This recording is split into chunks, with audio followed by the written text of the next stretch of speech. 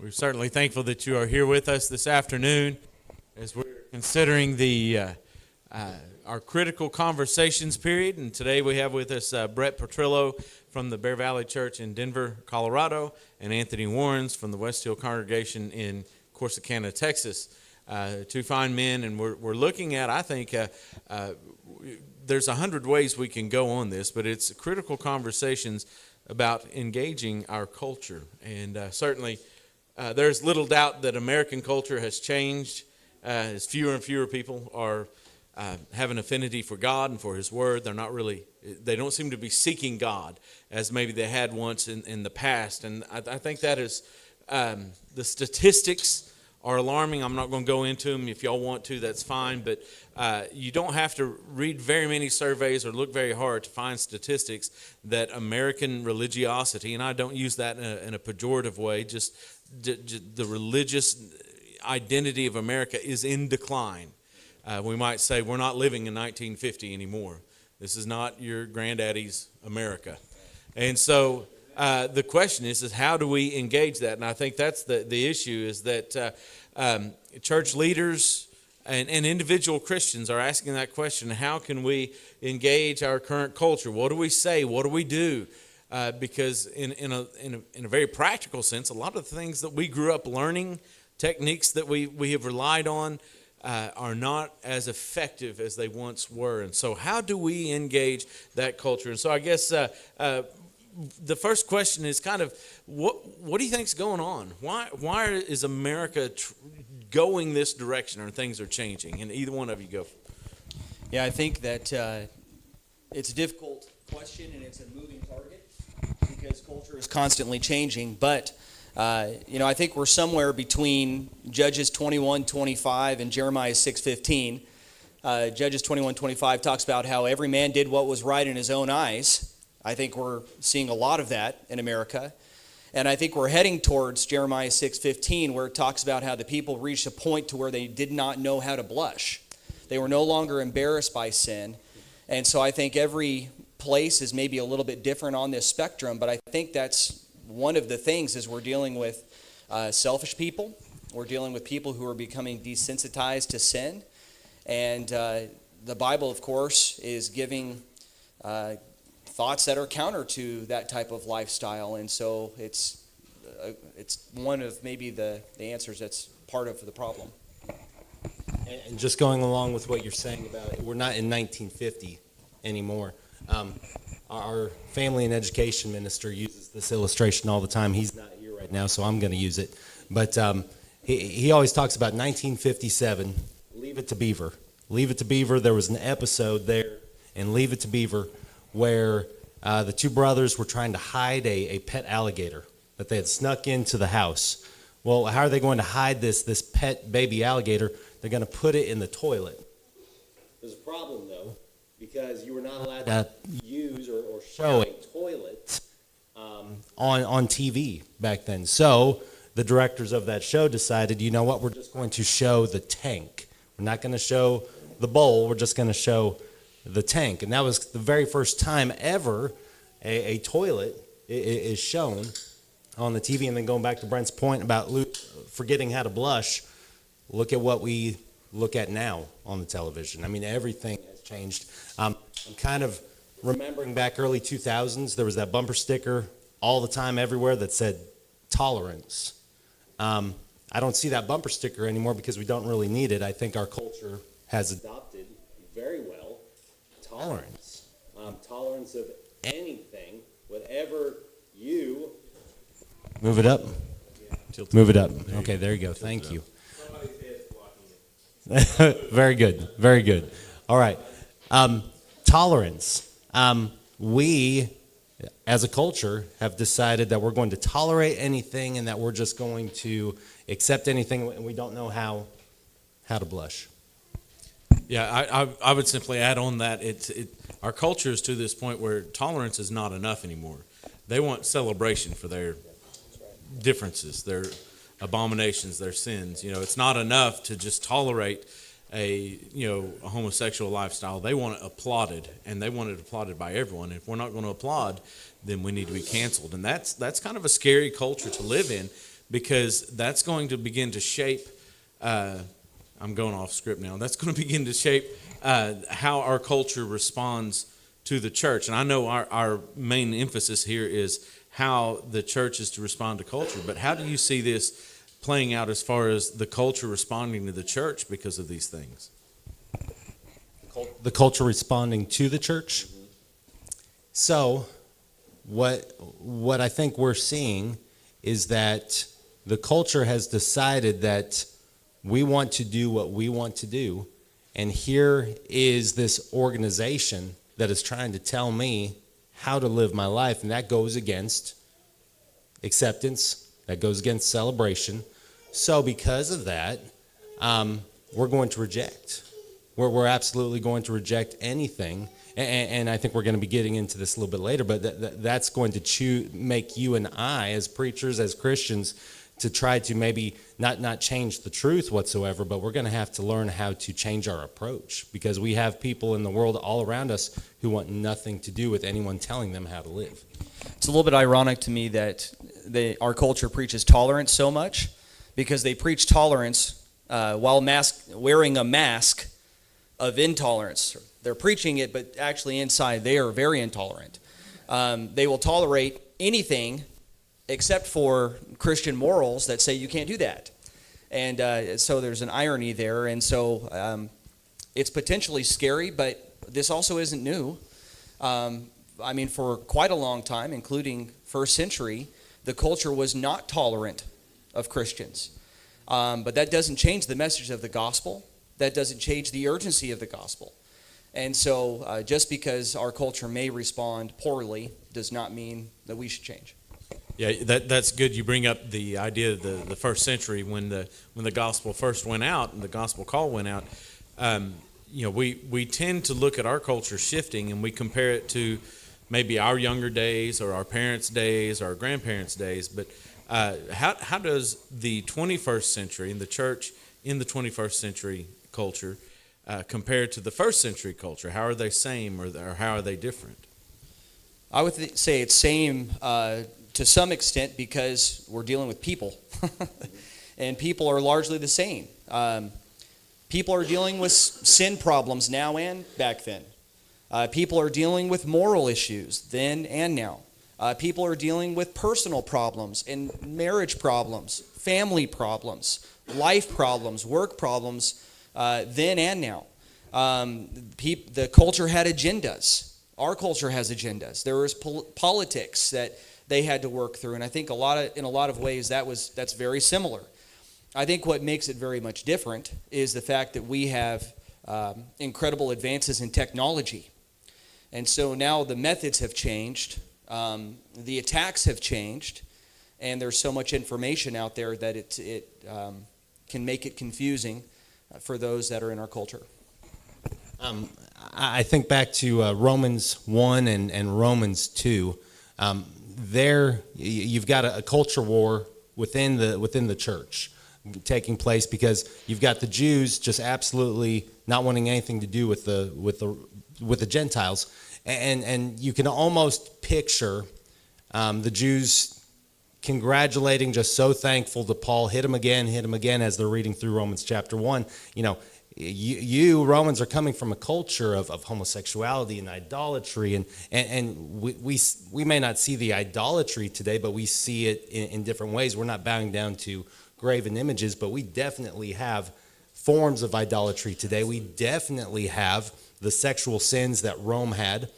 But then you think back to the Jews, and Paul says, you're doing the exact same thing. You're being hypocrites. We think about the church being established during this very pagan time, but also during this very self-righteous time for the Jews as well. And you see in some ways, two very, very different parties not getting along, and Paul's having to write them time after time saying you have to get along, and it has to be under the blood of Christ. So I see maybe some hope whenever you and I are looking at our culture and in despair. I think about my kids and way later down the road, my grandkids, and oftentimes we often say, what kind of world are our kids going to live in? And that's depressing. But maybe there is some hope realizing that, you know what, there's the church was established in such a time as this. And I believe it was Brother McIntosh earlier this morning who was talking about the church growing right now in Ukraine. We don't want to go through any type of persecution. We don't want to go through any hard time. But, you know, there is some hope, and that is people can see that they need their souls saved, maybe during even terrible times like it looks like we're going towards. Yeah, certainly. It seems like we're always facing that uphill battle of, what's happening around us. And it's easy at times to get very discouraged. Anytime we attempt to challenge our culture or change it in a way that is good, we certainly are not welcomed in that discussion many times. What as we are facing that challenge, I know the gospel call, the Great Commission, doesn't change because our culture has changed. We still have, you've got to go, whether it's the Roman culture of the first century or American culture of the 21st century. But when we do that, what are some pitfalls maybe that you have seen churches fall into when facing the current culture? Maybe, I think I labeled it in my notes, the Hall of Fame of what not to do in our current culture. Okay, I'll jump on that one first. I'll use myself as an example. I became a preacher. I graduated 2007, didn't really start preaching till about 2008, 2009. Young, ambitious preacher, looking around, seeing that the world is changing. The world is changing. You've got abortion that is prevalent. You've got homosexuality that is being pushed and pushed down our throats, if you will. And this young, ambitious preacher decides, you know what, I'm going to stand on this truth, and it became kind of a hobby horse of mine. Our culture kind of became that hobby horse, that thing that I needed to blog about, I needed to preach about, I needed to share on social media about. And I look back at that time and no, we need to stand for truth always. But the approach I took didn't save a baby. The approach I took I never had a study with a homosexual. I never saved the soul of an individual who is struggling with this type of sin. So as far as a hall of fame of don't do this, I think we need to leave politics behind going forward. Yes, there is room for helping out in politics and voting and standing for issues, but we've got to realize that even people who vote the opposite of what we vote, their souls, and the only way to truly help them is to help them with their soul, not help them with the way that they vote. So that's my own realization in my life. Those are great points, Anthony, and it's just kind of interesting to watch the pitfalls when we're faced with a culture that maybe is not receptive, and watch how, sadly, the church changes. And we change in ways like apathy, to where it's almost as if we have forgotten that we have the greatest message ever. It's almost as if we have forgotten that the people that we're dealing with are souls. I mean, if someone was on a train track, unconscious, we would do everything we could to save them. But for some reason, we don't see the same thing with the soul. I wish we could see spiritually the way that we see physically. And so I think that as culture has changed, we've lost the urgency of souls to some degree. I think in a lot of ways we've been crippled by fear. We're scared of the response of individuals. We're scared of the response from culture. We're scared, and that fear cripples. And so we end up doing a lot of nothing. And it definitely is some pitfalls that we're seeing with the response. Yeah, I guess if we're doing the Hall of Fame, what not to do. So I'll throw one in here of my own experience and things that I've done. There is we look at our culture. I'm Gen X, and we look down at millennials and Gen Z, and there seems to I don't remember as a kid this being the big battles between generations, but there's so many generational battles going on, and social media shows it, and I've fallen into the same pitfall of saying, well, this next generation, they don't think like I think, and they don't work like I work, and we just go through that, and all we're doing is we're saying to this next generation, you're no good, or you're not, you don't have a place with me. And certainly, I think that's one of a big pitfall that a lot of churches fall into is anyone that comes through our doors has to be like me and make me feel comfortable. And if they don't, then you're not welcome here. And I think that's something that we have to be afraid or careful of as a church. All right, Anthony, you mentioned in the preparations for this conversation that we need to listen and learn from culture. And what have you learned in listening, and what of those lessons has maybe shocked you most? Studies have been done, and non-Christians, the unchurched, have perceptions about Christians. Some of the few that really stood out to me were this: they're hypocritical. Okay, so they're hypocritical. They only care about quote unquote, saving me. Okay, that would be another one. That's all they care about. So if they can't get me to church, they want nothing. They want nothing to do with me. And then, of course, a third one is they're anti-gay. Those three kind of seem to stand out with a lot of the unchurched as far as their perception of us. I was reading a book by a man by the name of David Kinnerman. He's the president of the Barna Group, and the book, it's kind of outdated. But it was unchristian, and it's got a lot of statistics in there. But I thought he gave four. I'm just going to read them to you real quick. 4 great points on why you and I as Christians should stop and listen to what other people think about us. Because I think kind of the tendency is whenever someone is claiming something against us and we don't think that is accurate, we don't think that that's right, we just want to build up a wall and say, no, that's not me. Well, maybe we need to listen, and he gives 4 good reasons why. Number 1, what people think about Christians influence the way they respond to us. So if you want to know why people aren't listening to you, why you're having a hard time reaching out to someone, listen to them. Listen to what they think about you. It might open up possibilities, conversations. Here's another one.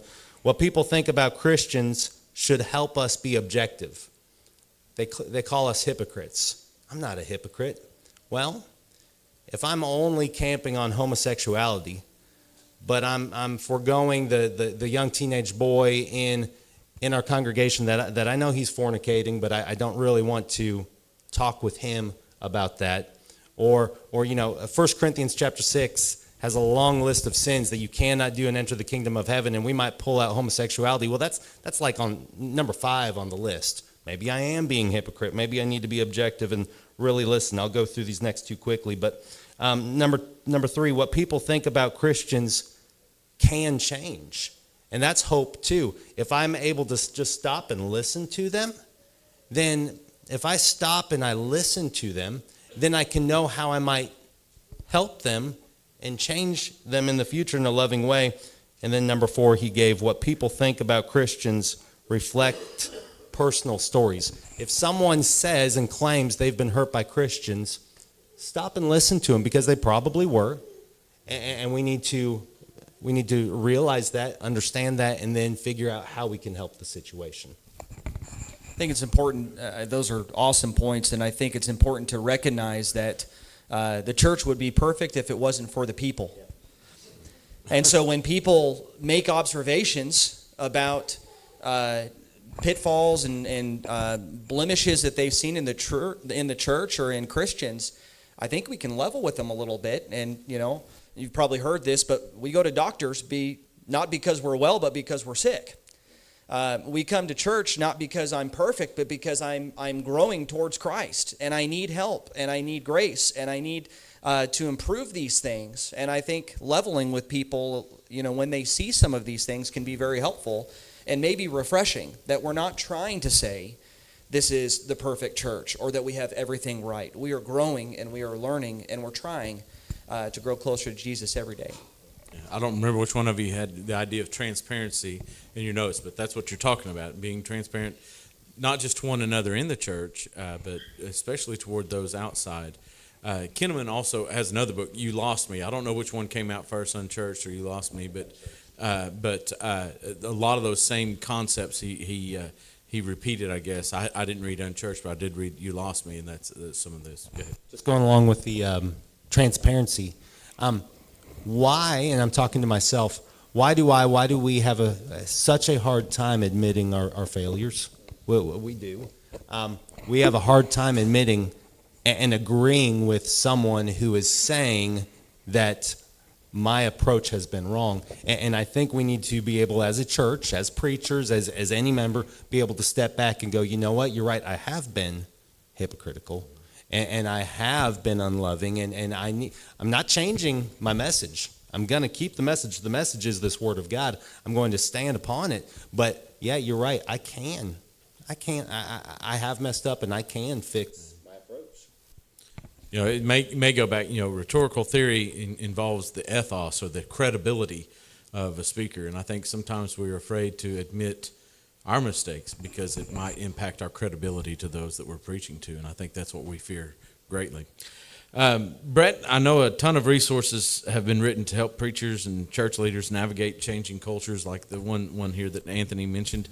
But you mentioned also in your preparations the Chris Altrock's Preaching to Pluralists. What did you take away from that book, and how has that impacted your engagement with culture? This, for me, was one of the most impactful books that I've come across, and really the part that I found to be just solid gold was his 7 faces of our culture. And when he described the 7 faces, I realized how often I had been not only engaging with these, but then as I engaged with them later. So, for example, his first one is that people are uninformed about the basics of Christianity. First of all, understand these are generalizations. It's going to be different from place to place, but I dealt with a neighbor down the street. He didn't know who Moses was. I dealt with another young man that he wanted to be baptized, had no idea who Abraham was. One of the young men in our youth group brought his girlfriend, and we got to talking, and she said, you know, I've heard of this guy Jesus, but I couldn't tell you anything about him. So I was like, well, let me tell you. And so, I mean, it was so exciting to be able to tell the message of Christ to someone who had never heard about it. Maybe you heard about the 117th Congress opening prayer, where the guy ended the prayer, amen, and a woman. Well, I think these are signs of a culture who's uninformed about the basics of Christianity, and so that's changed some of the way that I talk. I am not necessarily going to use some Bible words that people will not understand. Sanctification, righteousness, maybe repentance, because they're just not going to necessarily know that, or people that they might not know. The second one is that people are spiritual but not necessarily religious. And so they're looking for spirituality in all kinds of different venues. It may be in the Book of Mormon. It may be in the Quran. It may be in all kinds of conglomeration of these things. And so people are kind of drawing away from that. Number 3 is that people are anti-institutional. They like Jesus. They just may not like his church. And part of that may come from the pitfalls that we have talked about and some of the flaws that people have seen.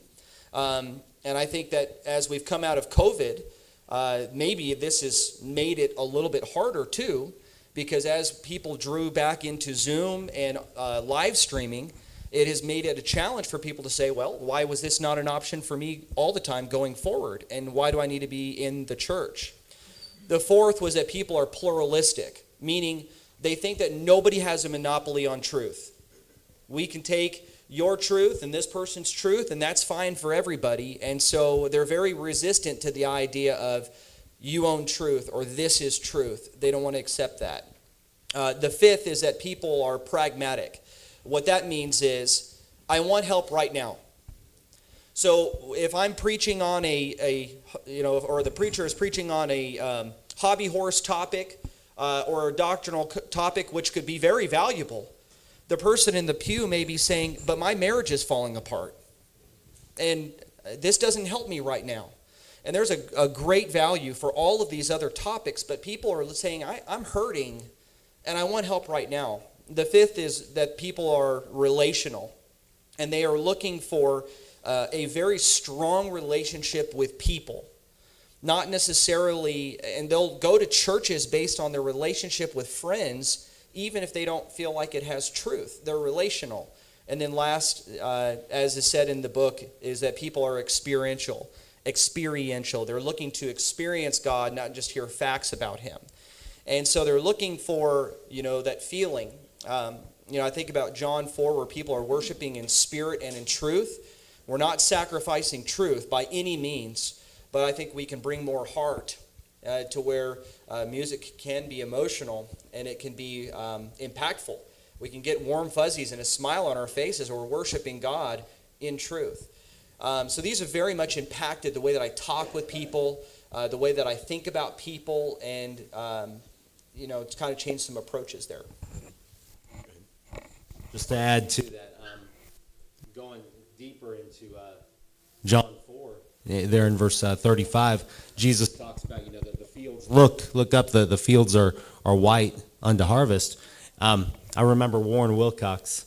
I was one of the last classes that he taught before he passed from this life. But I remember him talking about this passage and saying, oftentimes people say, "Hey, the fields are white unto harvest," and he said, "They're not. They're not anymore." And his point was, back then these people that Jesus were around. They were searching for the Messiah. They were looking for the Messiah. They were ready and waiting. They were ready for harvest. Today, though, going back to all those seven faces that Brent just talked about, our culture is not ready for harvest. We've got to get them ready. Well, we've got to clear the land. We've got to till the ground. We've got to plant and water and weed constantly. We're starting way back here because they don't even know who Moses is. So we need to change our approach sometime. Yeah, I think that's one of those pitfalls maybe we could have put in there is that in 1950, when you ran into a stranger or a visitor that came in, or someone at the produce aisle at the local Kroger, you could talk to them about Jesus, and they instantly knew who Jesus was. Yeah. They knew the stories of Moses. They knew Abraham. They knew all of those things. But I think in a large way, our cultures, we face them today as we meet them, those are foreign concepts to them. They have no idea who these people are. And so we, if you want to say they're not ripe unto harvest yet or whatever, the whole point is we can't assume they know who Jesus is. And I think a lot of times in our preaching back then, it was about pitting one religious group against another religious group and just showing from the scripture how this one is right and this one is wrong. And that's all it takes. And if you'll do that, then people will come in droves. Great in the 1920s and 30s, maybe 40s and 50s. But today, I don't think we can assume that people know Jesus and know enough so that just because I show the truth on baptism or the truth on instrumental music or something, people will say, "Oh, well, that's it. I'm converting." Well, and they may be coming from a completely different place on morals. Yeah. I could be evangelizing a person who grew up with two moms. Mm-hmm. And so what was that person's moral foundation? What do they know about the Bible? How am I going to meet them where they are and try to show them Jesus and let him transform their lives through Scripture? I mean, these type of scenarios were unheard of years ago. Right. But it's more of the reality of what we're having to deal with. So, and I really appreciated the seven facets or seven faces of the culture as we see it. And how has that now shaped, or maybe reshaped, we could say, how you engage with your culture? What are some things that you do now, maybe that you didn't used to do? I guess one of them is laying that foundation. Is there other advice that you could give us along that line? I've tried to make evangelism much more natural with everyday activities. So instead of inviting somebody to the building where they might hear words that they've never heard of before, or for example, at our congregation, during the Lord's Supper, one of the things that we're doing is we all have the little communion cups that you grabbed on your way in, but we'll break the bread, and then there'll be about a minute and a half of silence as people are reflective, like we used to have as the plates were being passed. Well, someone's visiting. What's the silence for 2 minutes? What's happening? No idea. And so sometimes we need to make sure we're taking evangelism out of the building because they might not know those words and things. But I think it looks maybe a little bit more like this. You play basketball. Okay, I got an next door neighbor that plays basketball. So let's go play basketball together, and let's build a relationship and make it relational and build a friendship so that we can kind of bring down some of those barriers and earn the right to talk to them about Christ. I think so much of it is about it being a natural, personal, relational type of thing, and I think there's a million ways that we can do that based on our own interests. So that's one of the ways I've tried to do that. Everything you said, 100 kudos, amen to all those things. Maybe changing gears beyond his was the approach. Maybe also on top of that, maybe we need to ask ourselves certain questions.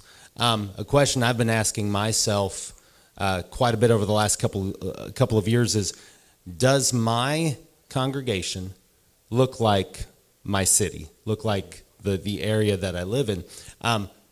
Maybe those are certain questions we need to be asking ourselves, and whenever we ask ourselves those questions, be honest, be transparent with ourselves, not just the culture, but be transparent with ourselves, and go, if our congregation does not look like the demographic of the community, maybe I'm not doing everything I can to go reach those particular individuals, and whenever I do go out and reach those individuals, use those aspects that Brett just used.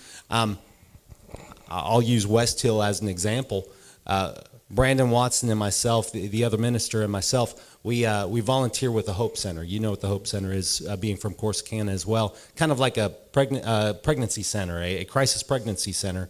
And we teach in the middle schools and high schools on occasion abstinence classes. Okay, so we've been doing that the last couple of years, and every time I go, the more and more I notice that Corsicana has become predominantly a Hispanic community, highly so, very, very much so. And I look back at West Hill, and we're predominantly a white congregation. And maybe we need to step back, and that's just one aspect, but maybe we need to step back, ask ourselves questions. Okay, are we even trying to reach out in those ways that Brett just talked about to the people of our community? And if not, we need to make some changes. Years ago, there was somebody at Bear Valley that kind of put everybody through an object lesson that I found very interesting. Everybody was sitting down. It was a Wednesday. We did something called the 90 Seconds of Power. And he just wanted to see how everybody was converted. And so, talking about the changing of methods, he said, okay, would you please stand if you were converted through door knocking? Maybe 3 people stood. Please stand if you were converted at the time we had something called a bus ministry. Maybe some of your congregations had a bus ministry. A couple more people stood.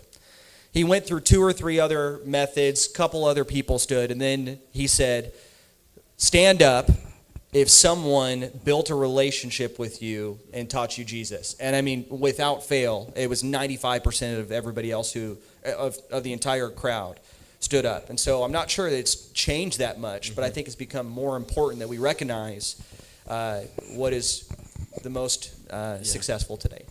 I know, just looking, and I know we're doing okay on time. I'm gonna pull a Wayne and add 5 minutes in here. As far as resources go, and something you said a little bit ago about, you're making it more organic.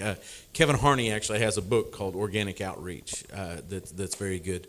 Back in, I think it was the 1970s, a man wrote a book called Friendship Evangelism. Some of you may remember that one. I don't remember who wrote it. Do you remember? Who? Dan Cooper? Dan Cooper.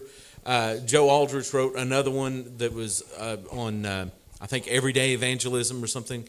But it's so true that one of the most important things we do in evangelism is making those relationships.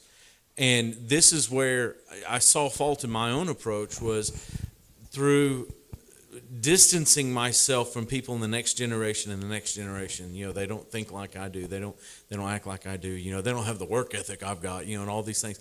What I've done is I have cut off an entire segment of people that I'm not building a relationship with. And this, you can go to or generations above me, and how are they building relationships with the generations below me? And me to those, we separate into our little, like boxers going into our corner. And, then we come out into the ring to fight. And we're not out in the ring to fight. We're out in the ring. We're here to build relationships. And if we cut ourselves off from certain population, whether it's, you're talking about Corsicana being, predominantly Hispanic, that's Corsicana, Texas, being predominantly a Hispanic community, which you're exactly right. In fact, my wife and I were talking about that just the other day, about how it, even when we were in Corsicana, and that's been a few years back, it was moving that way, but it is definitely predominantly that way. So, but if we cut ourselves off from, we're English speaking, they're Spanish speaking, we're white skinned, they're light skinned, and I remember, and this is one of the saddest things I ever heard, and I don't think it was true at all, but when I first went to Corsicana, and I met a guy at a store, and we just started talking, and he was African American, and he asked what I did, and I told him I was a preacher, and he said, "Well, where do you preach?" And I told him, and he said, "That's that uppity white church, isn't it?" You want to talk about break my heart? Broke my heart in that moment, and I don't think that West Hill had an issue with that, but it was true that they were predominantly white, and so we cannot afford in this culture to cut anyone off because of their skin, because of their politics, because of the abortions. Whatever we think is most important to us. If it's cutting someone off from building a relationship with, then we need to temper that at least, if not completely forget that. Yeah, that was a little off script. That was awesome. Awesome. So, let's see. We've discussed a lot about culture and the shift. I guess this last question is, what about ourselves? What role do we play in our own lives and how we conduct ourselves as we approach the culture? Our role could not be more important. 1 Timothy 3:15 talks about how the church is the pillar and support of the truth. Think about that. What is supporting the truth? What is the pillar and support of truth? The church. And so if we're talking about what our role is, what happens when Christians go silent on the truth? Who's supporting the truth then? Our role could not be more important. If we're not going to evangelize, if we're not going to teach Jesus, if we're not going to point people to Him, if we're not going to shine His light through us, who's going to? It could not be more important than today. And, perhaps that's why truth is being lost, is because it's not being supported by us as well as maybe we could be or should be. I would say we need to be people of balance, and I realize that's kind of cliche to say, but and I'll be honest with you. I think maybe you all can agree with me, but I struggle with balance sometimes. You think about everything that we've talked about over the last 40 minutes or so. I need to be someone who, on one hand, is weird and be willing to be weird. Logan Cates directs the camp that our kids at West Hill go to, and that's the theme this year is weird. We're supposed to be weird. We are the type of people who believe in a man who we also believe has always been God. We believe that He came down here, He lived with us, He died for us, He was buried, He rose again, and then He's coming back to get us. The world thinks that's weird, but for some reason we as Christians don't like to be weird. It's okay to be weird. On one hand, I have to be weird. I have to be different than the rest of the world. I need to make sure that I'm not unequally yoked with the world. I need to make sure that I'm protecting myself from influences. I need to make sure that my kids are protected from influences of the world. So that's one side of balance. Well, but on the other, no, you're good. But on the other side, I need to be loving, and somehow I need to be able to reach out to the Samaritan woman, to the Zacchaeus who no one else wanted to reach out to the leper who Jesus touched. I need to also be able to befriend them, and they need to be able to look at me as someone who's still going to somehow be a friend with them, even if, like they have against me, like they have against the church, even if I can't, quote unquote, save them, I still have a concern for them. So it's about. The thing that's weird to our culture is love. I mean, like true love. Like love they can't find anywhere else. I'm not talking about the love that you have with your neighbors or your the other parents within your kids' baseball team. I'm talking about the love that sacrifices. Like it's weird. Mm-hmm. It's like, why would you do that for me?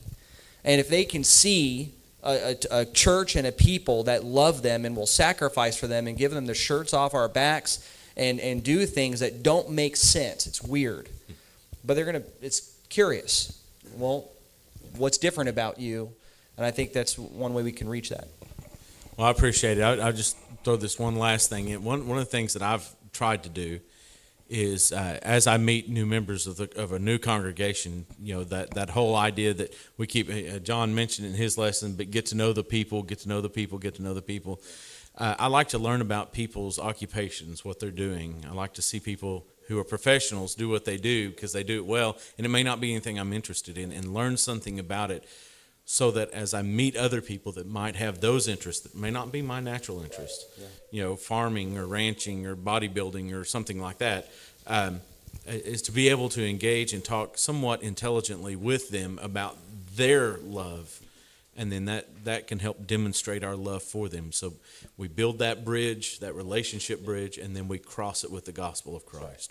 Anyway, appreciate your attention. I appreciate both of you guys. Some very prescient thoughts that we need to consider, hopefully mull over, and as we as church leaders, as preachers, as Christians, as we go out into our communities, that we are seeking for a way to engage the culture in a meaningful and hopefully a gospel-loving way as well.